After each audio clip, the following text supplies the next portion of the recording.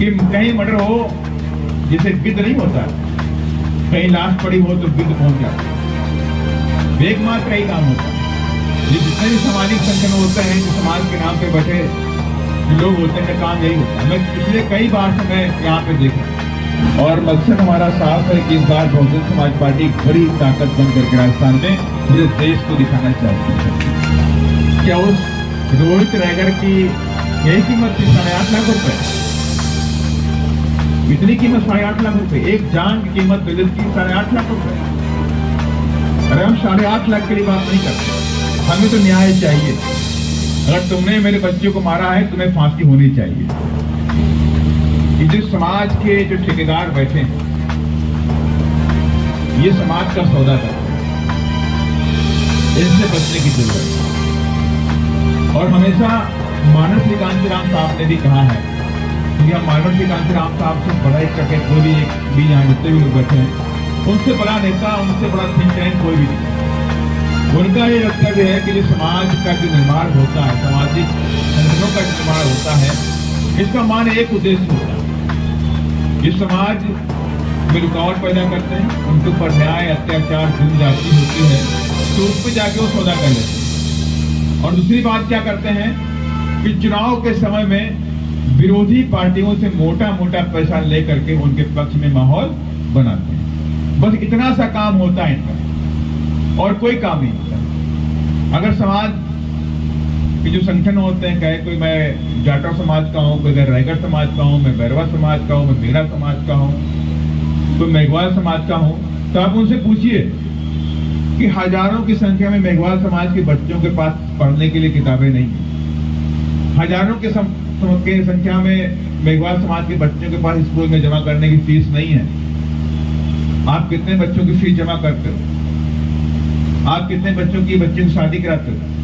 आप कितने बच्चों को किताबें उपलब्ध कराते हो? कितने बच्चों को आप स्कूल के ड्रेसें बनाते हो? तो आपको जवाब मिलेगा कुछ भी नहीं। इनका एकमात्र उद्देश्य होता है, बनाते हो तो आपको जवाब मिलेगा कुछ भी नहीं। इनका एकमात्र उद्देश्य होता है कि कहीं मर्डर हो जैसे गिद्ध नहीं होता, कहीं लाश पड़ी हो तो गिद्ध पहुंच जाता है। एकमात्र यही काम होता है। ये जितने भी सामाजिक संगठन होते हैं, जो समाज के नाम पे बैठे जो लोग होते हैं, काम यही होता है। मैं पिछले कई बार से मैं यहाँ पे देख रहा हूँ, क्योंकि सामाजिक संगठन प्रदेश के अंदर जुल्म जाति नहीं रोक सकते, आप सबको पता है। जिसका मैं आपको एग्जाम्पल भी देता हूँ। अगर सामाजिक संगठन जुल्म जाति और आप पे अत्याचार आपको रोक लेते, आपको समझाने का अधिकार दिला देते, तो बाबा साहब डॉक्टर अम्बेडकर को पार्टी नहीं बनानी पड़ी। बाबा साहब डॉक्टर अम्बेडकर ने सबसे पहले 1935 में शेड्यूल कास्ट फेडरेशन बनाया, 1942 में शेड्यूल कास्ट फेडरेशन बनाया, और 1935 में उससे पहले बनाया डिप्रेस क्लास सोसाइटी, माने कि डिप्रेस क्लास सोसाइटी बनाई, शेड्यूल कास्ट फेडरेशन बनाया। इन सब के बाद लेबर पार्टी बनाई, ILP जिसे बोलते हैं, इंडियन लेबर पार्टी बनाई। मकसद साफ था कि ये सामाजिक संगठन बना करके हम संवैधानिक अधिकारों को लागू नहीं करा सकते, इनकी मांगों को लागू नहीं करा सकते। इस सामाजिक संगठन बना करके हम इनको सत्ता के शिखर तक लेके नहीं जा सकते। सामाजिक संगठन बना करके हम इनके हित में कोई काम नहीं कर सकते। और अगर हित में काम करना है तो हमारे पास राजनीतिक पावर हाथ में होनी चाहिए। और राजनीतिक पावर पाने के लिए बाबा साहब डॉक्टर अम्बेडकर ने ILP बनाई, इंडियन लेबर पार्टी, और उसके बाद फिर बाबा साहब ने RPI बनाई। 3 सितंबर 1956 को बाबा साहब उनके परिनिर्वाण से पहले इसकी घोषणा की उन्होंने कि मैं बहुत जल्द RPI बनाऊंगा, जिसका नाम पार्टी बनाऊंगा, पॉलिटिकल पार्टी बनाऊंगा, और उस पॉलिटिकल पार्टी का नाम होगा रिपब्लिकन पार्टी ऑफ इंडिया, माने की RPI। ये बात 30 सितंबर 1956 के मुंबई में घोषणा की बाबा साहब ने। और सितंबर के बाद आप सबको पता ही है, बाबा साहब 3-4 महीने बाद बाबा साहब का परिनिर्वाण दिवस हो गया, परिनिर्वाण हो गया, बाबा साहब हमारे बीच नहीं रहे, लेकिन पार्टी बनी। फिर उनकी जो पार्टी, जो बाबा साहब का सपना था, उस पार्टी का निर्माण 1 अक्टूबर 1957 को, 1957 को माने की 1 साल बाद उनके बेटे यशवंत राय ने, रूपमती ने, ये 3-4 लोगों ने मिलकर, नागराज ने, 3-4 लोगों ने मिलकर के आरपीआई बनी। और फिर आरपीआई दूसरा लोकसभा चुनाव जब हुआ पूरे देश के अंदर, तो दूसरे लोकसभा के चुनाव में 6 सीटें पार्लियामेंट वो जीतने में कामयाबी हुई। पहली चुनाव में बाबा साहब की जो पार्टी थी, बाबा साहब के बाद पहला चुनाव लड़ी, दूसरा लोकसभा का चुनाव, और दूसरे लोकसभा के चुनाव में 6 सीटें मेंबर ऑफ पार्लियामेंट लोकसभा के आरपीआई जीत गई। उसके बाद पूरे देश में हलचल मच गई, अरे आरपीआई को रोको, आरपीआई बहुत तेज बढ़ रही है। आरपीआई को रोकने का षड्यंत्र रचा गया। और आप सबको पता भी है कि आरपीआई को खत्म करने के लिए किस तरह से भंडारा के अंदर संत गाड़गे हाल में एक आरपीआई और कांग्रेस के लोगों के बीच में समझौता हुआ, जिसमें एक सीट आरपीआई को, बाकी सारे सीटें कांग्रेस को मिली। और उस वक्त मानव श्री कांशीराम साहब उसी पार्टी में काम कर रहे थे। 1963-64 की नौकरी छोड़ने के बाद मानव श्री कांशीराम साहब उसी में काम कर रहे थे। ये करीब जो बामसे बनी 1973 में, उससे 10 साल पहले, मैंने 63-64 में आरपीआई में काम करा। 53-54 में नौकरी छोड़ी, 63-64 की बात है ये। आरपीआई के मेंबर बने हुए थे मानव श्री कांशीराम साहब, और इस अलायंस के खिलाफ बोला, कहा कांग्रेस ने पूरी तरह से आरपीआई पे कब्जा कर लिया है और सारी सीटें कांग्रेस ने लिए। एक सीट जो रूपमती सिंह थी, दादा साहब रूपमती जिनको बोलते थे, उस एक सीट को भंडारा की उनके लिए छोड़ दी। आप समझ सकते हैं आरपीआई खत्म करने की कांग्रेस ने कितनी चाह लगी, और वही किया भी। आरपीआई में जितने भी राइट हैंड लोग थे बाबा साहब के, उन सारे लोगों को उसने तोड़ लिया और उनको कहीं मंत्री बनाया, किसी बोर्ड का चेयरमैन बना दिया, किसी निगम का चेयरमैन बनाया, किसी को लाल बत्ती दी, किसी को पैसा दिया। ऐसे करके उन सभी लोगों को तोड़ के किनारे कर दिया और आरपीआई को खत्म कर दिया। उसी के बाद ये बीएसपी का उदय हुआ। 6 दिसंबर 1973 को मानव श्री कांशीराम साहब ने सबसे पहले बामस्टेप की घोषणा की कि हम अगले 5-6 सालों के अंदर बामस्टेप बनाएंगे, लाखों कर्मचारियों का एक बहुत बड़ा संगठन बनाएंगे, जो इस देश के अंदर बहुजन आंदोलन की रीढ़ होगा, जो इस देश के अंदर बहुजन आंदोलन की रीढ़ होगा। कि मानव श्री कांशीराम साहब, आप सबको पता ही है कि मानव श्री कांशीराम साहब साइंटिस्ट थे कि नहीं थे? वैज्ञानिक बोलते थे। मानव श्री कांशीराम कोई छोटे मोटे व्यक्ति नहीं थे, वैज्ञानिक थे। जहां पर डीआरडीओ है, जहां मिसाइल्स बनती है, जहां पे परमाणु बम बनाए जाते हैं, जहां पे बारूद बनती है, गोला बम बारूद बनता है, उस विभाग के अंदर वो साइंटिस्ट थे, वैज्ञानिक थे। और उसमें भी एक स्पेशल डिपार्टमेंट था जिसका नाम है ERDL, explosive research development laboratory. माने जहां RDS जैसी बारूद का रिसर्च होता है, और उस लेबोरेटरी के वो चीफ साइंटिस्ट थे मानव श्री कांशीराम। छोटी मोटी चीज नहीं थे वो।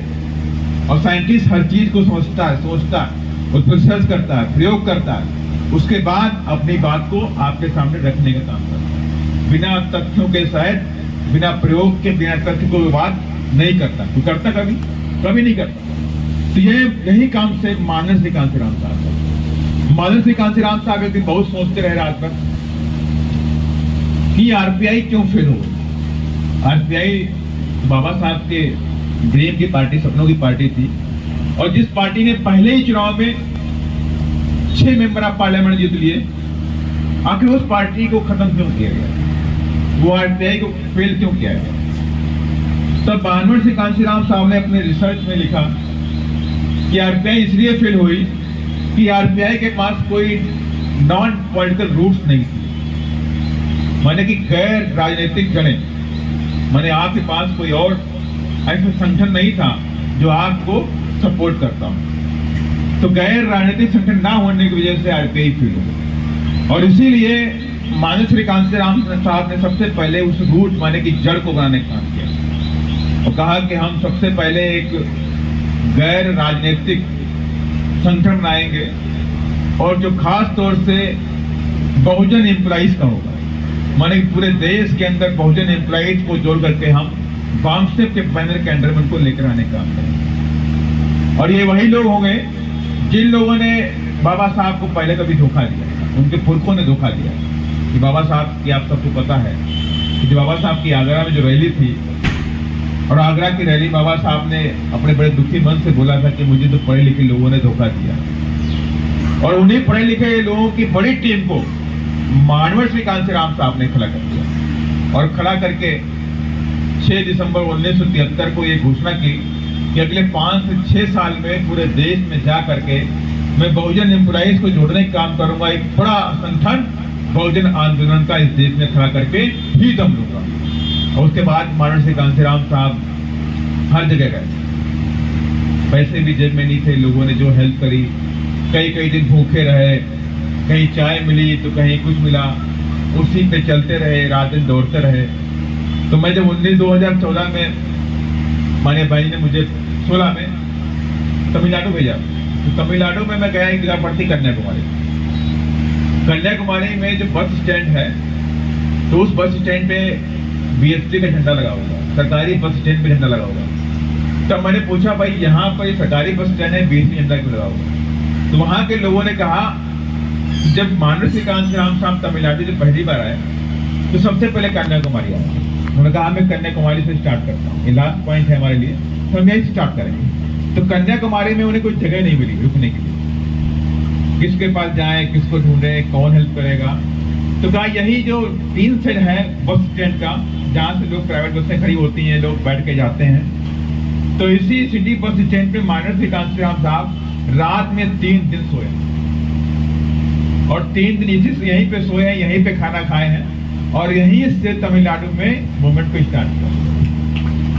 और इसीलिए हम इस बस स्टैंड पे यहाँ पे झंडा लगा दिया गया है परमानेंट, मानव श्री कांशीराम साहब की याद में। और वो झंडा इतना ही मजबूत है कि चाहे एआईडीएमके की सरकार आए और चाहे डीएमके की सरकार आए, किसी की हिम्मत नहीं है कि मानव श्री कांशीराम साहब के सम्मान में उस झंडे को हटा दे। आज भी वो झंडा लगा हुआ है, पूरी ताकत के साथ में लगा हुआ है। तो ये जो मूवमेंट और जो मिशन है ऐसा नहीं है, इसके पीछे बहुत त्याग, तपस्या, बलिदान, संघर्ष पहले भी सभी लोगों ने किया है और आज भी आप सभी लोग इसके त्याग भी कर रहे हो, तपस्या भी कर रहे हो, संघर्ष भी कर रहे हो और बलिदान भी कर रहे हो। अपने जीवन का भी बलिदान है। गर्मी में, लू में, थपेड़ों में आप गांव में जाके गांव चुनाव अभियान की मीटिंग करते हो, ये क्या है? संघर्ष ही तो है, ये सब संघर्ष है। आप लोग कहीं कोई आपको खाना मिलता है, कहीं नहीं मिलता है, कोई चाय पूछता है, कहीं नहीं पूछता है, ये आपका संघर्ष। तो संघर्ष किस बात के लिए कर रहे हैं? संघर्ष हम इसलिए ही कर रहे हैं कि हमारी आने वाली पुश्तें, हमारी आने वाली जनरेशन इस देश के अंदर मान सम्मान के साथ रहे, हमारी बहू बेटियों के साथ में जुल्म ज्यादती ना हो। हमारे बाबा साहब का सपना इस देश में पूरा होना चाहिए, बाबा साहब की विचारधारा इस देश में लगनी चाहिए। यही तो हमारा मकसद है, और क्या मकसद है? किसी के इतने सारे मेरे कार्यकर्ता बैठे हुए हैं, किसी के मन में यह भी नहीं है कि हम बहुत बड़ी माइंस के मालिक बन जाएंगे। कोई भी व्यक्ति नहीं सोचता। आज जितने भी लोग बैठे काम करते हैं, किसी के मन में नहीं है कि मैं बहुत बड़ा माइंस का मालिक बन जाऊंगा, मैं ग्रेनाइट का घोटाला करूंगा। कोई सोचता है क्या? किसी के जहन में बातें नहीं आती, किसी के जहन में बात नहीं आती कि हमारी सत्ता आएगी तो मैं वो किशनगढ़ की सारी माइंस से कब्जा करूंगा। क्यों तो जी कभी सोचते हैं आप? नहीं सोचते कि किसी के मन में नहीं, कोई नहीं सोचता। बस ये सोचता है कि बीएसपी की सरकार आएगी तो हम जुल्म जाति को मिटा के रख देंगे, गरीबी मिटा देंगे, ऊंच नीच की भावना खत्म कर देंगे, गुंडागर्दी मिटा देंगे। जिस तरह आपने देखा कि अभी भरतपुर की घटना ले लीजिए, नासिर जुनैद को किस तरह से गाय को बचाने, गाय रक्षा दलों ने उनको एक बोलेरो में जला के जिंदा ला के मार दिया। उसके इतने गरीब के घर में जाइए तो आप देख के आपकी आंखों में आंसू हो जाएंगे। उसके बच्चे हैं, छोटे छोटे उसके बच्चे बेचारे, जिनको मार दिया गया, उन्हें कौन पालेगा, कौन खिलाएगा? वहीं आप देखिए, अगर मैं मध्य प्रदेश की बात करता हूँ, ये तो मुस्लिम मारे गए, हिंदुओं को मार दिया उन लोगों ने। जिला पड़ता सिवनी मध्य प्रदेश के अंदर, 4 आदिवासियों को रात में 12 बजे गौ रक्षा कमेटी के लोगों ने उसे खींच लिया और घर से खींच के रात में पीट पीट कर मार डाला। और क्या लाया? ये गाय बेचती। ये गाय बेचना कोई जुर्म है क्या? पहले आप देख लीजिए, 20 साल पीछे लोग गाय बैल लेके लगता था, मेला लगता था, एक बड़ी मार्केट होती थी, हजारों की संख्या में लोग गाय लेके जाते हैं, लोग बैल लेके जा रहे हैं बेचने के लिए, जाते नहीं जाते थे। 3 दिन 4 दिन लोग चल के पैदल आते थे उस मार्केट में भी। वहां पे गाय खरीदते थे, कोई बैल खरीद रहा है, कोई गाय भैंस खरीद रहा है, कोई ऊंट खरीदता है। पुष्कर में तो आज भी होता है, होता कि नहीं होता? पुष्कर में तो आज भी होता, ऊंट भी बिकता है, घोड़ा बिकता है, हाथी बिकता है, भैंस बिकती है, गाय बिकती है, सब बिकता है। तो बेचने वाले व्यापारी भी होते होंगे, होते ही नहीं होते हैं। जब वहां को बिकने आता है तो व्यापारी बेचने आता होगा। अब कहो कि व्यापारी क्यों बेच रहा है गाय, बैल क्यों बेच रहा है, तो बात बैठी और इसी बात पे उन लोगों को पीट पीट के मार दिया गया। बेहद गरीब आदिवासियों को पीट पीट के घर से बाहर निकाल के लाठी और डंडों से पीट दिया, ऑन स्पॉट उनको मार दिया गया।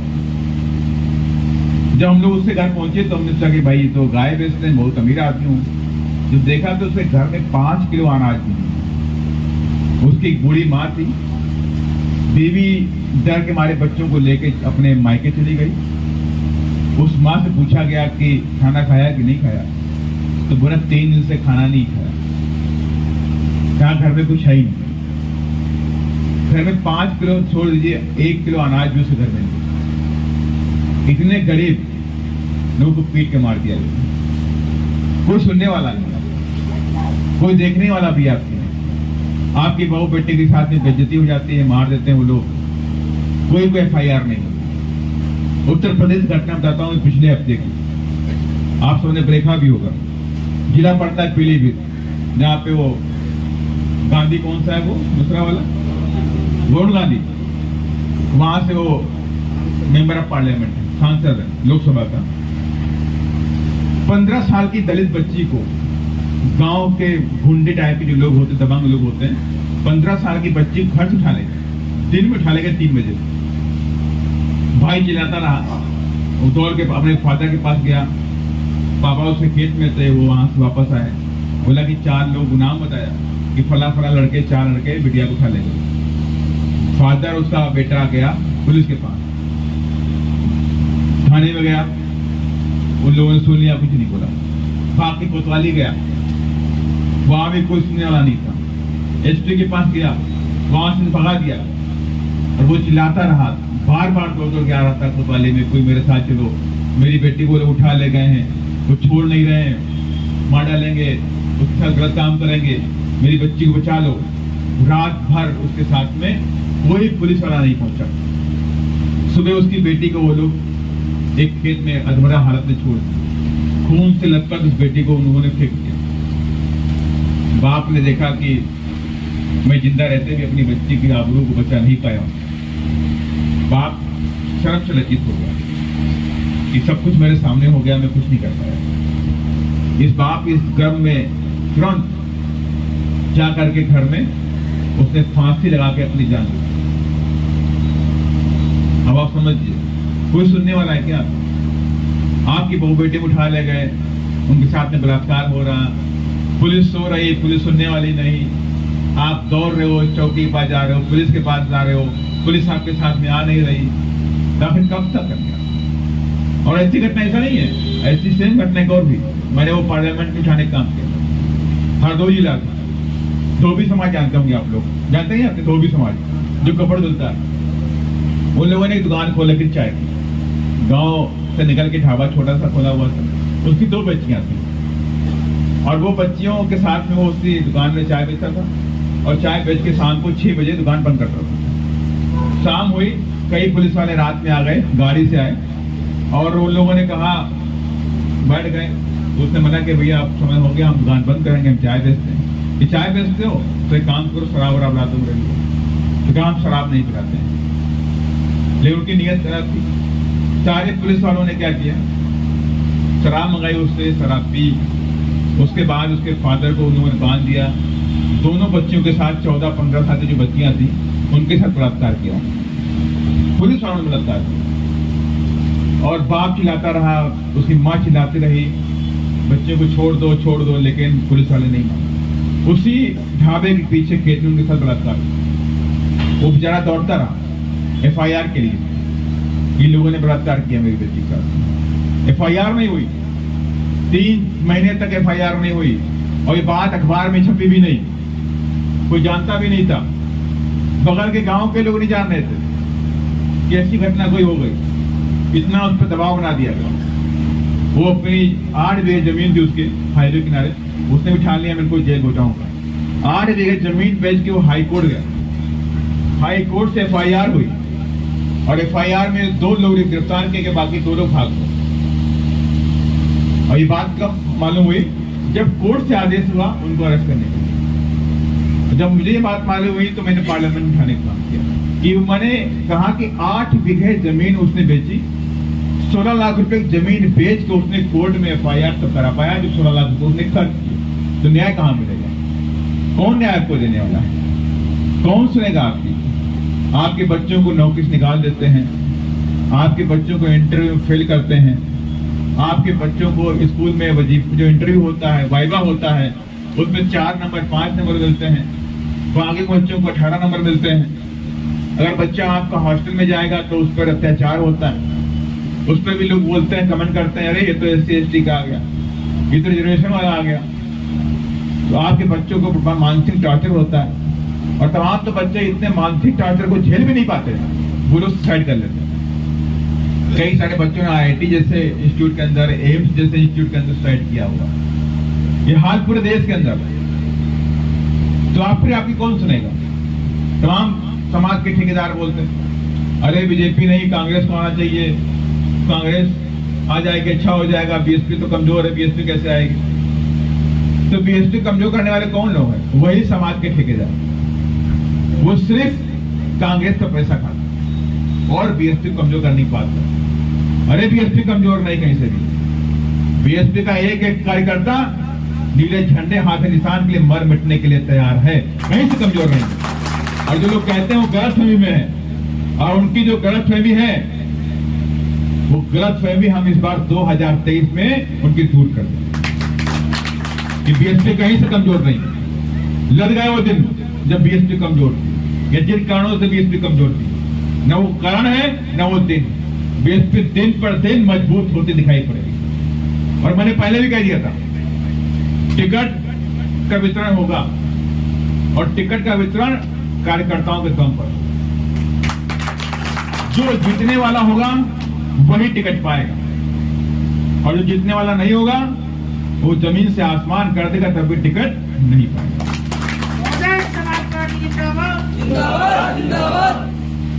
इसलिए मैं आप सभी लोग कहना चाहता हूं, अगर आप सब चाहते हैं कि अत्याचार खत्म हो, आपका मान सम्मान बढ़े, हमारी बहू बेटियां सुरक्षित हों, तो BSP को ताकत में आना पड़ेगा। अगर BSP ताकत में है तो आपकी आवाज बुलंद है, चाहे वो रोड पे हो और चाहे वो संसद के अंदर हो और चाहे वो विधानसभा के अंदर हो। एक एक मेरा जो कार्यकर्ता होता है उसकी आवाज BSP का MLA और MP होता है। समाज पे अत्याचार होता है तो आवाज BSP के MP और MLA होते हैं। हम बहुत कम कारणों में ही रोड पे धरना प्रदर्शन करते हैं जब बहुत पानी सर के ऊपर हो जाता है, क्योंकि हम सब लोग रोड पे नहीं जाते, तोड़-फोड़ नहीं करते। क्योंकि ऐसा भी होता है कभी कभी हमारे पास बड़ा मजमा इकट्ठा हो गया और उसी मजमे में विरोधी पार्टियों ने अपने गुंडे भेज दिए और उन गुंडों ने कोई तोड़फोड़ शुरू कर दी। होता है कि नहीं होता? पत्थरबाजी शुरू कर दी, तो फंसने वाला कौन सा? उसमें फंसेंगे तो हमारे BSP क्या करता? BSP के लोग फंसेंगे, FIR होगी, मुकदमा होगा, कौन जलाएगा, कौन झेलेगा, कौन लड़ेगा उनकी सबको। इसलिए बहुजन समाज पार्टी कभी रोड पे धरना प्रदर्शन नहीं करती, हमेशा बात कहती है। बाबा साहब ने कहा कि हमें जब कोई जुल्म और अत्याचार की बात उठानी है, अपने हक अधिकार की बात को उठाना है, तो संवैधानिक फोरम पे उठानी चाहिए। और संवैधानिक फोरम क्या है?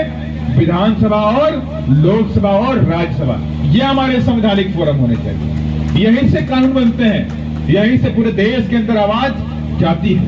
हमें जो बात करनी चाहिए वो संवैधानिक फोरम पे करनी चाहिए, न कि जाके रोड पे करनी चाहिए। और इसलिए हम लोग कभी रोड पे इसे काम करते भी नहीं। और इसी क्रम में तमाम तरह के आज कुछ बातें हुई कि माने बहन ने जब 25 तारीख को बुलाया तो 25 तारीख में साफ बोला कि आपका जो गांव चलो अभियान है ये कंटिन्यू चलता है, इसमें कोई रद्दोबद फेयर नहीं किया गया।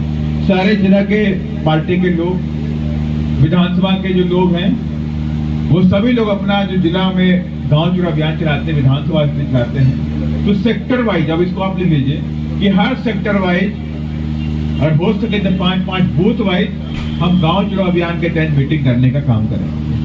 तो आप